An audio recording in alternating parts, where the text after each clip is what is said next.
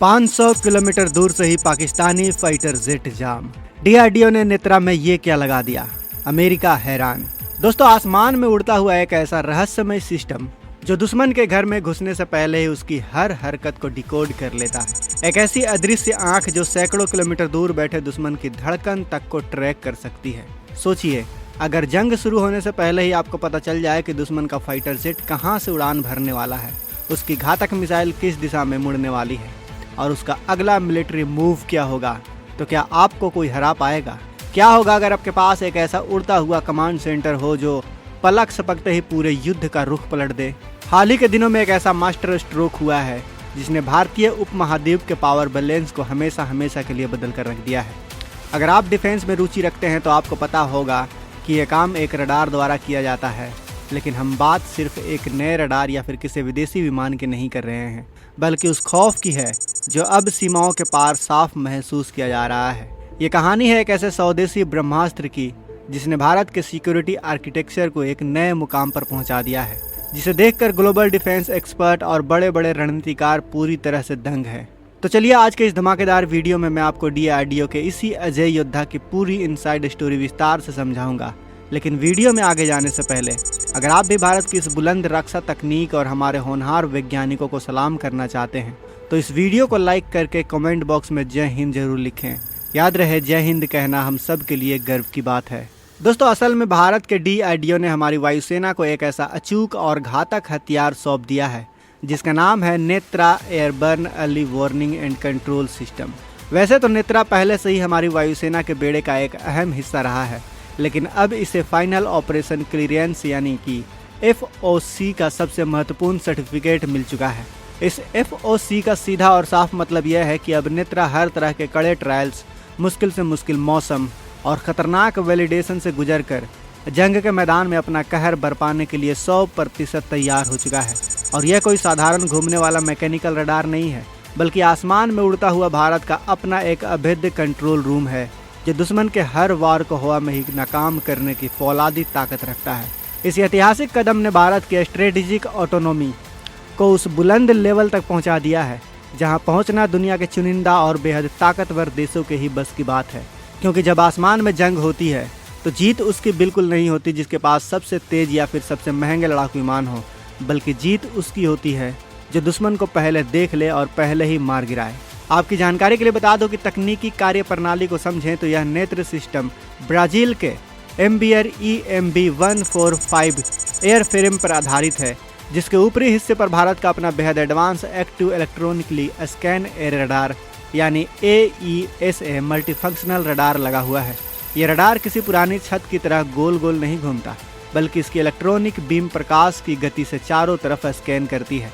इस सिस्टम की असली मारक ताकत का अंदाजा आप इसी बात से लगा सकते हैं कि यह 250 से लेकर पूरे 500 किलोमीटर दूर से ही दुश्मन के छोटे से छोटे फाइटर जेट, खतरनाक स्टील्थ ड्रोन और जमीन के बेहद करीब छुपकर उड़ने वाली क्रूज मिसाइलों को भी आसानी से ट्रैक कर लेता है।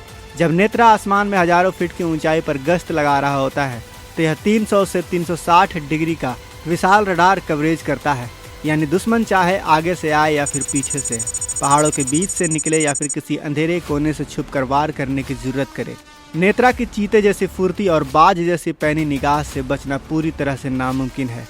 यह सिर्फ खतरे को भांपता नहीं है, बल्कि हवा में मौजूद हमारे सुखोई और तेजस जैसे फाइटर जेट को रियल टाइम निर्देश भी दे देता है कि दुश्मन को किस हथियार से और कहां तबाह करना है।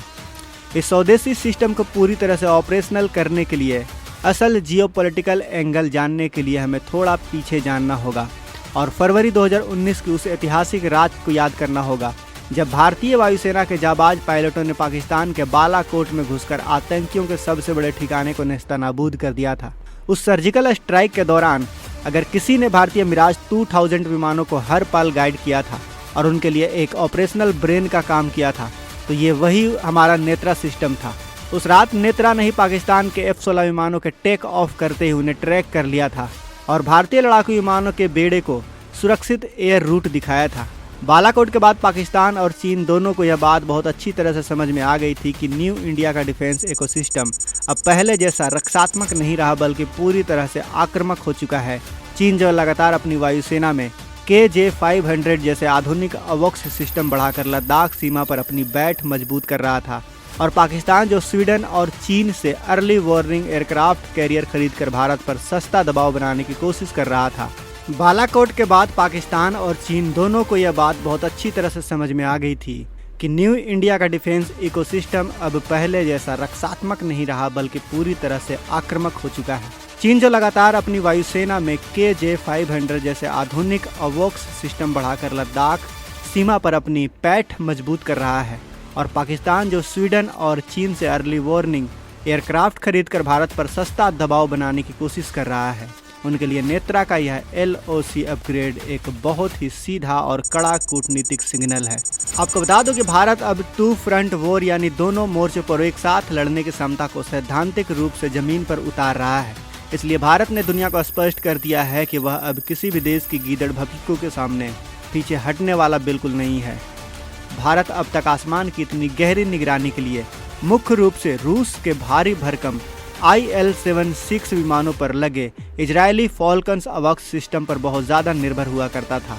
फॉल्कन्स निसंदेह दुनिया के सबसे बेहतरीन सिस्टम में से एक, लेकिन सबसे बड़ी दिक्कत यह थी कि तकनीक हमारी अपनी नहीं थी। अंतर्राष्ट्रीय सप्लाई चेन में मौजूदा अस्थिर हालात और दुनिया भर में चल रहे युद्धों के बाद पैदा हुए वैश्विक तनाव को देखते हुए हमारे रणनीतिकार समझ चुके हैं कि हथियारों के लिए दूसरों पर निर्भर रहकर भविष्य के युद्ध बिल्कुल नहीं जीते जा सकते।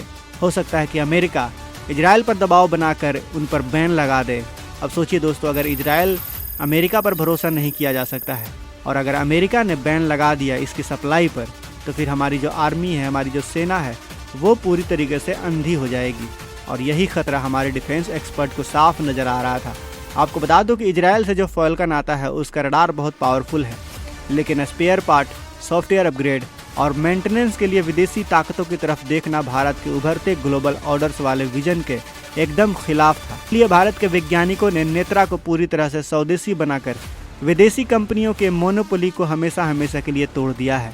आपको जानकर गर्व होगा कि नेत्रा के अंदर दोस्त और दुश्मन की सटीक पहचान करने यानी IFF की अचूक क्षमता मौजूद है। जब आसमान में एक साथ दर्जनों विमान, मिसाइलें और ड्रोन्स उड़ रहे हो, तब यह सिस्टम अपने सटीक इंटेलिजेंस इनपुट से सेकंड के 100वें हिस्से में बता देता है कि कौन सा विमान अपना है और कौन सा दुश्मन का। यह system real time battlefield management में इतना माहिर है कि यह एक साथ सैकड़ों टारगेट को ट्रैक कर सकता है। डिफेंस एक्सपर्ट मानते हैं कि यह सिस्टम एयरफोर्स के लिए एक बेहतरीन फोर्स मल्टीप्लायर है, जो कम लड़ाकू विमानों के साथ भी दुश्मन के बड़े बेड़े को धूल चटा सकती है। आपको बता दो कि भारत की मौजूदा रणनीति अब सिर्फ पाकिस्तान को काउंटर करने तक सीमित बिल्कुल नहीं है, बल्कि असली और सबसे बड़ी चुनौती चीन की तरफ से है, जो हिमालय की दुर्गम ऊंचाइयों पर लगातार अपने खतरनाक रडार और मिसाइल सिस्टम तैनात कर रहा है। पहाड़ों के बीच छुपे हुए दुश्मन के जहाज़ों और ड्रोन्स का पता लगाना जमीन पर लगे आम रडार के लिए बहुत ही मुश्किल होता है, क्योंकि पहाड़ उनके सिग्नल को रोक देते हैं, जिसे सैन्य विज्ञान में टेरेंस मास्किंग कहा जाता है। लेकिन नेत्रा जब हजारों फीट की ऊंचाई पर उड़ता है तो उसके लिए पहाड़ की कोई भी ऊंचाई, कोई भी चोटी या फिर कोई भी गहरी घाटी बाधा नहीं बनती।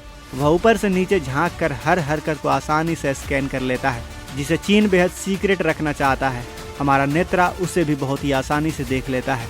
इस विशाल स्वदेशी प्रोजेक्ट की ऐतिहासिक सफलता के पीछे DRDO के एरोनॉटिकल क्लस्टर की महानिदेशक के राज्यलक्ष्मी मेनन, एयर मार्शल आशुतोष दीक्षित और हमारे प्रतिभाशाली वैज्ञानिकों की कई सालों की अथक मेहनत और तपस्या छुपी हुई है, जिन्होंने तेजी से बदलते हुए जियोपॉलिटिकल माहौल में ग्लोबल स्टेज पर एक नया नैरेटिव सेट कर दिया है। भारत अब हथियारों का सिर्फ एक बड़ा खरीदार नहीं है, बल्कि उच्च तकनीक वाला एक ग्लोबल डेवलपर भी बन चुका है।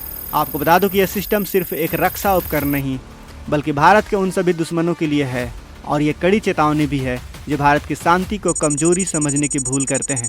यह आत्मनिर्भर भारत का एक ऐसा लंबी छलांग है जो भविष्य के हाइब्रिड युद्धों में हार और जीत का अंतिम फैसला करेगी।